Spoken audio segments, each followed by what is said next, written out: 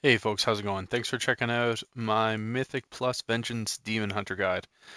Today we're going to be walking through, basically we'll start off with the talent overview. So jumping straight to it, first tier you want to go Abyssal Strike. Second tier, followed as your go-to.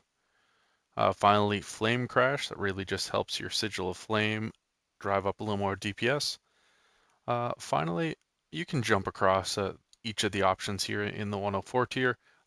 I really like Fracture from a purely defensive standpoint.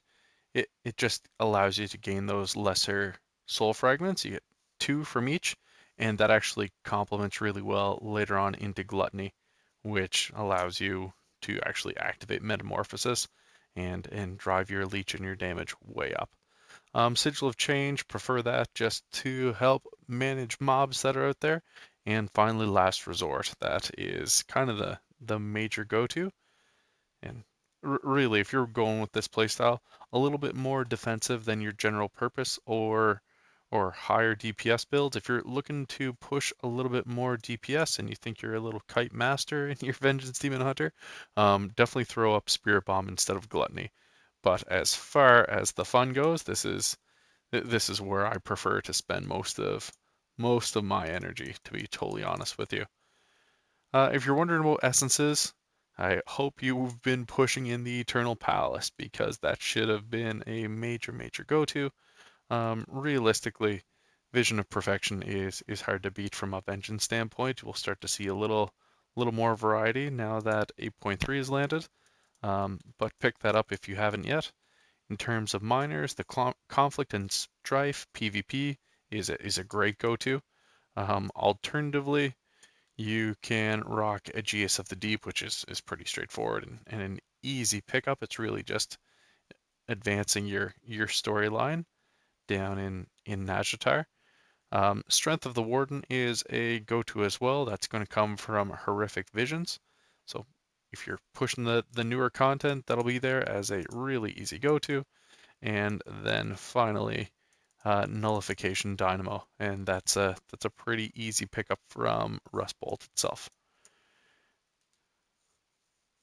All right, so drop that Sigil of Chains. If you are less familiar with it, that's going to pull all of your friendly mobs over to you as quick as possible. Make sure you're taking advantage of Throw Glaive when it comes to mythic builds and Infernal Strike. Infernal Strike is the best kite mechanic for any possible demon in the game. So take advantage of it if you are a tank. Sigil of Misery is pretty strong as well. Can really help Night Elves skip trash. Take advantage of it. Sigil of Change, like I mentioned, has multiple purposes. It can grip a whole bunch of mobs, or it can actually stop a lot of casting that is not so interruptible. So keep your eyes open for when you're going to be able to cast that off.